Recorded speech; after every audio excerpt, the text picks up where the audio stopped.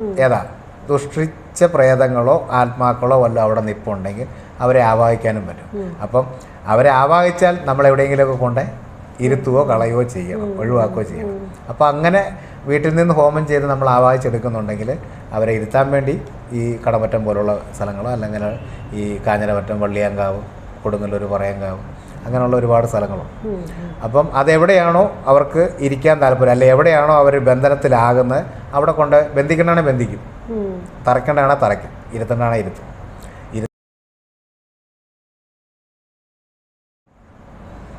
നമ്മൾ തുടക്കത്തിൽ ചോദിച്ചത് മന്ത്രവാദം എന്താണെന്നും മന്ത്രവാദി ആരാന്നുമാണ്.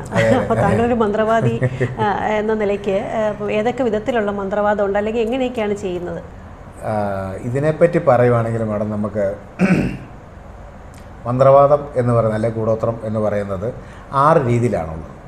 6 രീതിയിൽ എന്ന് പറഞ്ഞു കഴിഞ്ഞാൽ ശാന്തി, വശ്യം, വിദ്വേഷം, ഉച്ചാടനം, സ്തംഭനം, മാരണം. ഇങ്ങനെ 6 രീതിയിലാണ് നമുക്ക് ഈ വിദ്യയുള്ളത്. ഇതിൻ്റെ ഈ കൂടോത്രം എന്ന് പറയുന്നത് അല്ലെങ്കിൽ മന്ത്രവാദം എന്ന് പറയുന്ന ഈ സംഭവം 6 രീതിയിലാണുള്ളത്. അതിനകത്ത് ശാന്തി എന്ന് പറയുന്നത്, ഇപ്പം ആർക്കെങ്കിലും എന്തെങ്കിലും രോഗബാധയോ അല്ലെങ്കിൽ പീഡകളോ അല്ലെങ്കിൽ മറ്റുള്ള എന്തെങ്കിലും ബാധാദോഷങ്ങളോ അല്ലെങ്കിൽ അങ്ങനെ എന്തെങ്കിലും പെട്ടിട്ടുണ്ടെങ്കിൽ, പിടിപെട്ടിട്ടുണ്ടെങ്കിൽ അല്ലെങ്കിൽ ബാധിച്ചിട്ടുണ്ടെങ്കിൽ അതിനെ നമ്മൾ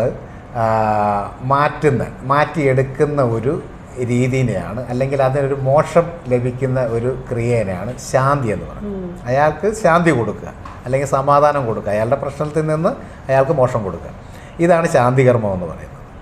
അപ്പം അത് ഒരുവിധപ്പെട്ട ആളുകളെല്ലാവരും ചെയ്യുന്ന ഒരു വിദ്യയാണ് ഈ ശാന്തികർമ്മം എന്ന് പറയുന്നത്. അത് തന്നെയാണ് മറ്റുള്ള ഈ ബ്രാഹ്മണ പൂജയാണേലും മറ്റുള്ള പൂജയാണേലും അതൊക്കെ ശാന്തിയുടെ ഒരു ഭാഗം തന്നെയാണ്. ഈ ഗണപതി ഹോമം, ഭഗവത്സവം, ഇങ്ങനെയുള്ള സാധനങ്ങളൊക്കെ ശാന്തി കിട്ടാൻ വേണ്ടി, അവരുടെ ആ പ്രശ്നങ്ങളിൽ നിന്നും മോക്ഷം കിട്ടുക എന്നുള്ളതാണ്. അപ്പം അതാണ് ശാന്തികർമ്മം കൊണ്ട് ഉദ്ദേശിക്കുന്നത്. പിന്നെ ഉള്ളത് വശ്യമാണ്. വശ്യമെന്ന് പറയുന്നത് നമുക്ക് ആരെ വേണേലും വശീകരിക്കാം. വശീകരിക്കുക എന്ന് പറഞ്ഞു കഴിഞ്ഞാൽ നമ്മളൊരാളെ എന്താ പറയുക, കൂടെ നിർത്താൻ വേണ്ടി അല്ലെങ്കിൽ കല്യാണം കഴിക്കാൻ വേണ്ടിയുള്ള ഒരു വശീകരണമല്ല. ഏത് തരത്തിലും വശീകരിക്കാം, ഏത് തരത്തിൽ വേണമെങ്കിലും വശീകരിക്കാം. ഇപ്പം നമുക്കൊരാളെ, നമ്മളിപ്പോൾ ഒരു ജോലി ചെയ്യുന്ന ഒരാളാണ്, ഒരു ഓഫീസിൽ ജോലി ചെയ്യുന്ന ഒരാളാണ്. അപ്പം നമ്മുടെ മുതിർന്ന ഉദ്യോഗസ്ഥന്മാർ കാണും. അപ്പോൾ ആ ഉദ്യോഗസ്ഥന്മാർ ചിലപ്പോൾ നമ്മളോട് ദേഷ്യത്തിലുള്ള ആളുകളായിരിക്കും. എല്ലാവരോടും ഒന്നും ഒരുപോലെ ഒന്നും നിൽക്കുന്നതുമല്ല, പലരോടും പല രീതിയിലായിരിക്കും. അപ്പോൾ അങ്ങനെ നമ്മൾ എത്ര കറക്റ്റായിട്ട് നിന്നാലും ചിലർ ദേഷ്യപ്പെട്ട് തന്നെ നിൽക്കും. അപ്പോൾ അങ്ങനെയുള്ളവരെ നമ്മൾ വശീകരിക്കും. കാരണം അങ്ങനെയുള്ളവർ നമ്മുടെ അടുത്ത് വരും, ഇന്നപോലെ എൻ്റെ ഓഫീസിലെ സാറ് എന്നോട് അങ്ങനെയാണ് ഇങ്ങനെയാണെന്നൊക്കെ അങ്ങനെ ഒരുപാട് കേസുണ്ട്. അപ്പം അവരെ നമ്മളൊന്ന് വശീകരിച്ച് കൊടുക്കും. അപ്പം അത് ഒരു രീതിയിലുള്ള വശ്യം. പിന്നെ അതുപോലെ തന്നെ ഭാര്യ ഭർത്താക്കന്മാർ തമ്മിൽ പല പ്രശ്നങ്ങളുണ്ടാകും. ഏതാ, അവർ ഇഷ്ടപ്പെട്ട് അല്ലെങ്കിൽ വർഷങ്ങളോട് സ്നേഹിച്ച് കല്യാണം കഴിച്ചവരൊക്കെ ആയിരിക്കും. ദാമ്പത്യ ജീവിതത്തിലേക്ക് എത്തിക്കഴിയുമ്പോഴേക്കും ഇവർക്ക് പ്രശ്നങ്ങളാണ്, അങ്ങോട്ടും ഇങ്ങോട്ടുമൊക്കെ പ്രശ്നങ്ങൾ. അപ്പോൾ അങ്ങനെയുള്ളവരെ നമ്മൾ ഒരു വശ്യമായ രീതിയിലുള്ള കാര്യങ്ങളൊക്കെ ചെയ്തു കൊടുക്കും. പിന്നെ ഇതിനകത്ത് അങ്ങനെയുള്ളവർ പലരും പല ശത്രുത രീതിയിലൊക്കെ വരുന്നവരെയൊക്കെ നമ്മൾ വശീകരിച്ച് കൊടുക്കുന്ന ഒരു സംവിധാനമുണ്ട്.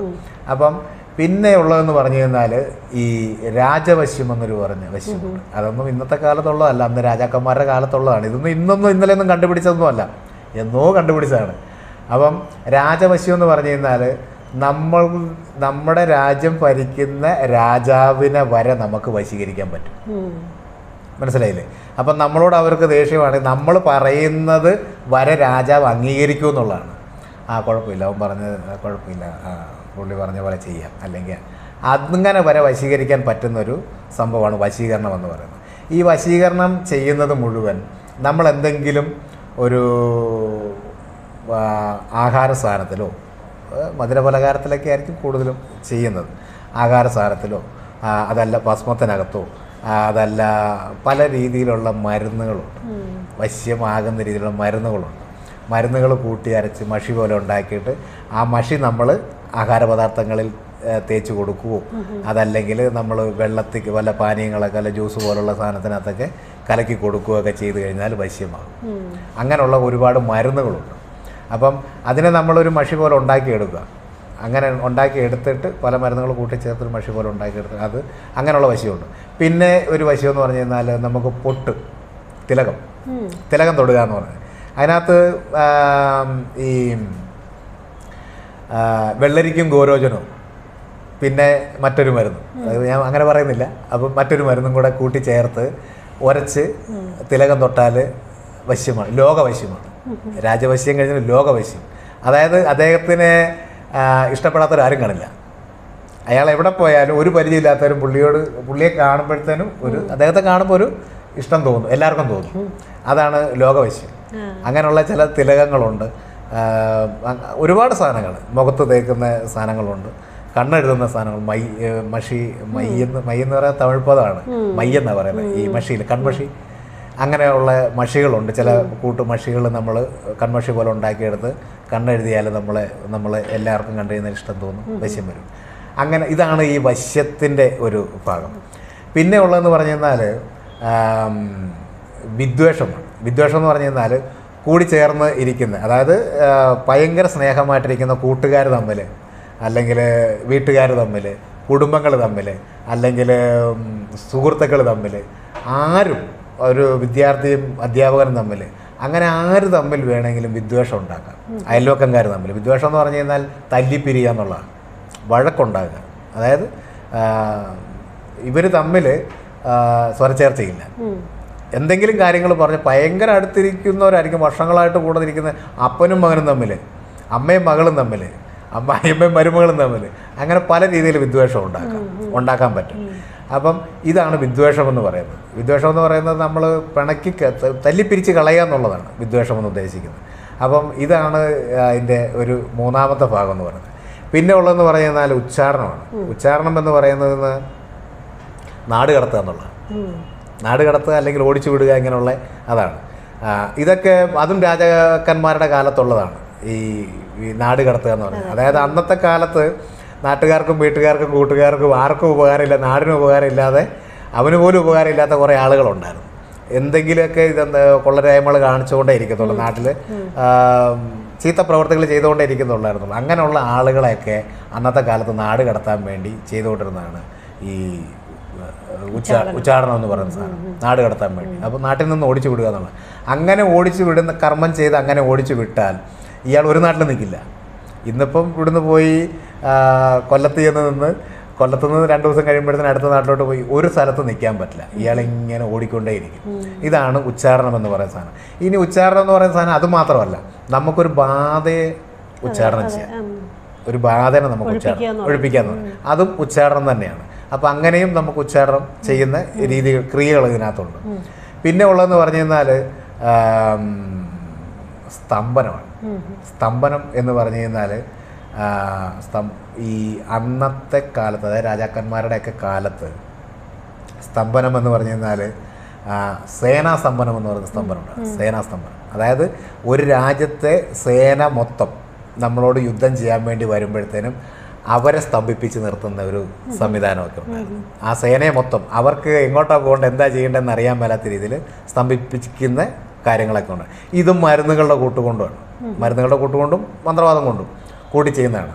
അപ്പം ഇതൊക്കെ നമ്മുടെ ശരീരത്ത് തൂത്തുകൊണ്ട് ചെന്ന് കഴിഞ്ഞാൽ അവർ സ്തംഭിക്കുക, അല്ലെങ്കിൽ അവർ കടന്നു വരുന്ന വഴികളിൽ നമ്മൾ ഈ സാധനങ്ങൾ കുഴിച്ചിടുക, ഇത് കടന്നു വരുമ്പോഴത്തേന് അവർക്ക് പെട്ടെന്ന് സ്തംഭനം വരിക, ഇങ്ങനെയുള്ള സ്തംഭന വിദ്യകളൊക്കെ ഉണ്ടാണ്. ഇനിയിപ്പം ഇന്നത്തെ കാലത്ത് അതിനെക്കുറിച്ച് നോക്കുവാണെങ്കിൽ ഇപ്പം നല്ല രീതിയിൽ പോകുന്ന ഒരു സ്ഥാപനമോ ഒരു കടയോ അല്ലെങ്കിൽ ഒരു വ്യക്തിയോ എന്തെങ്കിലുമൊക്കെ ആയിക്കോട്ടെ, അങ്ങനെ ഒരു നല്ല രീതിയിൽ പൊയ്ക്കൊണ്ടിരിക്കുന്ന ഒരാളെ നമ്മൾ സ്തംഭനം ചെയ്ത് കഴിഞ്ഞാൽ ഇയാൾക്ക് എല്ലാ കാര്യങ്ങളും, ഇയാളുടെ ബിസിനസ് സ്തംഭനം വരും, ഇയാളുടെ മറ്റുള്ള ജീവിത കുടുംബത്തിൽ സ്തംഭനങ്ങൾ, പല പല കാര്യങ്ങൾ, എല്ലാ കാര്യങ്ങളിലും സ്തംഭനം വരും. ശരീരവും സ്തംഭിക്കും. നമ്മുടെ ഈ ഓരോ വിരലിൻ്റെ ഓരോ ജോയിൻറ്റുകൾക്കും വേദന വരും. അങ്ങനെ വേദന വന്നിട്ടുണ്ടെങ്കിൽ ഇത് സ്തംഭനമാണെന്ന് കൂട്ടിക്കൊണ്ടാൽ മതി. ഓരോ ജോയിൻറ്റിനും നമുക്ക് വേദന വന്നിട്ടുണ്ടെങ്കിൽ സ്തംഭനമാണെന്ന് കൂട്ടി.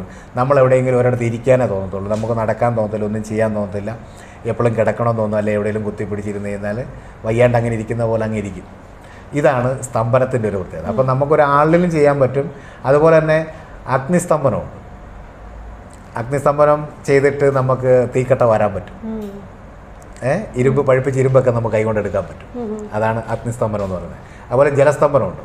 ജലസ്തംഭനം ചെയ്ത് കഴിഞ്ഞാൽ ജലസ്തംഭനം പല രീതി ചെയ്യുന്നുണ്ട്. ജലസ്തംഭനം എന്ന് പറഞ്ഞു കഴിഞ്ഞാൽ നമ്മളിപ്പം ഒരാളിനെ നമ്മൾ ബന്ധിക്കാൻ വേണ്ടി നമ്മൾ അയാളുടെ ഒരു ആൾരൂപം കൈപ്പിടിച്ച് നമ്മൾ അതിന് വേണ്ട കുറച്ച് സാധനങ്ങളൊക്കെ ആയിട്ട് നമ്മൾ വെള്ളത്തിൽ മുങ്ങി ഇരുന്നുകൊണ്ട് ഇയാളുടെ പേരും നാളും പറഞ്ഞിട്ട് നമ്മൾ വെള്ളത്തിലോട്ട് മുങ്ങിപ്പോയി നമ്മൾ ഇയാളെ ബന്ധിച്ചാൽ അത് ജലബന്ധനമാണ്. ഇയാൾ ശ്വാസം മുട്ടിയേ ചാവുള്ളൂ, ശ്വാസം മുട്ടിയാൾ മരിക്കത്തുള്ളൂ ഇദ്ദേഹം. അപ്പം അങ്ങനെ ജലബന്ധനമുണ്ട്. പിന്നെ ഒരു ജലബന്ധനം എന്ന് പറഞ്ഞാൽ ജലബന്ധനം അതൊരു മരുന്നും കൂടെ കൂട്ടിയുള്ളതാണ്. നമുക്ക് വെള്ളം ജെല്ല് പോലെ, നമ്മുടെ പച്ചവെള്ളം ജെല്ല് പോലെ കട്ടിയാവും അങ്ങനെ. അപ്പം അങ്ങനെയുള്ള ചില മരുന്നുകളുടെ വിദ്യയും ഈ സ്തംഭന വിദ്യയിലുണ്ട്. പിന്നെ ഉള്ളതാണ് മാരണം. മാരണം എന്ന് പറഞ്ഞാൽ കൊല്ലുക എന്നുള്ളതാണ്. അവസാനത്തെ ഇതാണ് വിദ്യയാണ്, കൊല്ലുക എന്നുള്ളതാണ്. അത് നമുക്ക് എത്ര വലിയവനാണെങ്കിലും എത്ര വലിയ സേവാമൂർത്തി ഉള്ളവനാണെന്ന് പറഞ്ഞാലും ചെയ്യേണ്ട രീതിയിൽ അതിൻ്റെ ചിട്ടപ്രകാരം ക്രമപ്രകാരം ചെയ്താൽ 90 ദിവസത്തിനുള്ളിൽ ആൾ മരണപ്പെട്ടു പോകും. ആ രീതിയിൽ നമുക്ക് അയാളെ ബന്ധിക്കാൻ കഴിഞ്ഞിട്ടുണ്ടെങ്കിൽ ഈ 90 ദിവസത്തിനുള്ളിൽ നമുക്ക് ഈ ഇതുണ്ട്. ഇങ്ങനെ 6 രീതിയിൽ മന്ത്രവാദം എന്ന് പറയുന്നത് അല്ലെങ്കിൽ കൂടോത്രം എന്ന് പറയുന്ന സാധനമുള്ളൂ. വേറെ ഒന്നും ആരും കണ്ടുപിടിച്ചിട്ടുമില്ല, ഇനി കണ്ടുപിടിക്കാനും ഇല്ല. ഇത്രയേ ഉള്ളൂ സംഭവം. അതിനെ പല രീതിയിൽ പല ആളുകളും പല അവരുടേതായിട്ടുള്ള രുചിക്കനുസരിച്ച് പല രീതിയിൽ ചെയ്യുന്നു എന്നുള്ളതുള്ളൂ. കാരണം പല ഗുരുക്കന്മാരും പല രീതിയിലാണ് പഠിപ്പിച്ചിരിക്കുന്നത്. ഈ വിദ്യകൾ തന്നെ പല രീതിയിൽ കണ്ടുപിടിച്ചിരിക്കുന്ന ഋഷീശ്വരന്മാരും പല രീതിയിൽ, അതായത് ഒരു രീതിയിലല്ല പല രീതിയിലും കണ്ടുപിടിച്ചിരിക്കുന്നത്. അത് മന്ത്രവാദം തന്നെയല്ല, മരുന്നുകളാണേലും മന്ത്രങ്ങളാണേലും മരുന്ന് കൂട്ടുകളാണേലും എല്ലാം പല രീതിയിലാണ് പല ഋഷീശ്വരന്മാരും കണ്ടുപിടിച്ചിരിക്കുന്നത്. അപ്പം ഇതാണ് മന്ത്രവാദം എന്ന് പറയുന്ന ഒരു വിദ്യ. അതൊരു കലയാണ്, 64 കലകളിലുള്ളൊരു കലയാണ്. അപ്പം അതിൻ്റെ ആഴങ്ങളിലേക്കൊക്കെ നമ്മൾ ഇറങ്ങി പൊക്കോണ്ടിരിക്കുകയാണ്. കാരണം ഇത് എന്താണ് എങ്ങനെയാണെന്നുള്ളതിനെക്കുറിച്ച് ഞാൻ ഇപ്പോഴും പഠിച്ചുകൊണ്ടിരിക്കുകയാണ്. ഇപ്പം നല്ല നല്ല ഗുരുക്കന്മാരെ ഒന്നും കിട്ടാനില്ല, എങ്കിലും ഞാനിപ്പോഴും തപ്പി നടക്കുന്ന ഒരാളാണ്. കാരണം ഇതൊന്നും നമുക്ക് ഒരിക്കലും പഠിച്ച് തീർക്കാൻ പറ്റുന്ന ഒരു സംഭവമല്ല. നമ്മൾ ഒന്നിനെക്കുറിച്ച് അറിയുമ്പം വീണ്ടും അയ്യോ അങ്ങനെ ഉണ്ടായിരുന്നു, അങ്ങനെയാണ് ഇങ്ങനെയും കാണുമല്ലോ, പിന്നെയും നമ്മൾ അന്വേഷിക്കുകയാണ്. അങ്ങനെ ഓരോരോ ചോദ്യങ്ങൾ എനിക്ക് ഇപ്പോഴും മാഡം ചോദിക്കുന്ന ചോദ്യങ്ങളൊന്നും അല്ല എൻ്റെ ചോദ്യങ്ങൾ, എനിക്ക് അതിനേക്കഴിഞ്ഞും വലിയ ചോദ്യങ്ങളാണ് ഓരോരുത്തരോടും ചോദിക്കാറുള്ളത്. അങ്ങനെ രീതിയിൽ അന്വേഷിച്ച് കണ്ടുപിടിക്കാൻ വേണ്ടി ഇപ്പോഴും ഓടി നടക്കുന്നൊരു മനുഷ്യനാണ് ഞാൻ. ഈ താങ്കളെ ഒരുപാട് ക്ലയൻസ് വന്ന് കാണുമ്പോൾ അല്ലെങ്കിൽ അവർ പ്രശ്നങ്ങൾ പറയുമല്ലോ, അപ്പോൾ അവർക്ക് ഇന്ന തരത്തിലുള്ള ഒരു പ്രശ്നം അല്ലെങ്കിൽ കാര്യമാണ് വേണ്ടത്, അല്ലെങ്കിൽ അവർക്ക് ചിലപ്പോൾ ഉച്ചാരണമായിരിക്കും വേണ്ടത്, ചിലപ്പോൾ അവർക്ക് ഈ പറഞ്ഞ വശ്യമായിരിക്കും. അപ്പം ഏതാണെന്ന് ഇതിനകത്ത് മാഡം ചോദിച്ചത് ചോദ്യം പൂർത്തീകരിക്കുന്ന മുമ്പ് ഞാൻ കയറി പറയാം. ചോദ്യം എന്താണെന്ന് എനിക്ക് മനസ്സിലായി.